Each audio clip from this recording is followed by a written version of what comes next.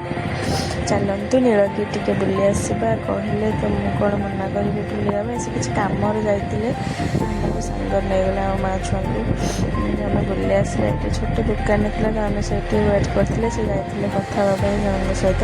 ତ ଆମେ ଏଠି ବସିଥିଲେ। ଏଇଠି ଛୁଆ ଆଇସ୍କ୍ରିମ୍ ଯେଉଁଟା ଛୁଆ ଖାଉଛନ୍ତି ସେଇଠି ଦେଖିକି କହୁଛି ମୁଁ ଏଇ ଆଇସ୍କ୍ରିମ୍ ଖାଇବି, ସେଇ ଗାଠି ଆଇସ୍କ୍ରିମ୍ ଖାଇନି, ଏଇ ଚକୋଲେଟ୍ ଖାଇନି। ଏଠି ଯାଉଛି କେତେ ନାଉଛି ମୁଁ କେଣେ ନେଇକି ଯିବା କଥା ନାହିଁ। ସତ କହିଲେ ସ୍ୱାମୀ ଯେତେବେଳେ କହିବେ ନିଜ ଆଡ଼ୁ ଯେତେବେଳେ କହିବେ ବୁଲିକି ଯିବା ପାଇଁ ତ କେତେ ଖୁସି ଲାଗେ ନା। ତ ଆମେ ଏଠି ବୁଲିକି ଯିବା ପଳେଇବା। ଏବେ କଥା ହେଇସାରିଲେ ଠାକୁର ଥିଲେ ଦର୍ଶନ କରିକି ତାପରେ ଆମେ ବାହାରିଲୁ ନୀଳଗିରି। ଏଇଟା ଶେରଗଡ଼ ଆସିଥିଲେ।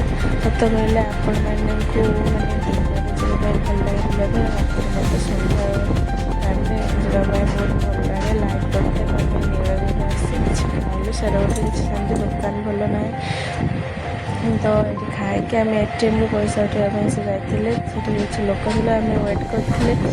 ତ ରାତି ବହୁତ ହେଇଗଲାଣି, ମେଘ ଟିକେ ଟିକେ ବିଜୁଳି ମାରୁଛି, ଛୁଆଙ୍କୁ ଥଣ୍ଡା ହେଇଯିବ। ଆମେ ପଳେଇ ଆସିଲୁ।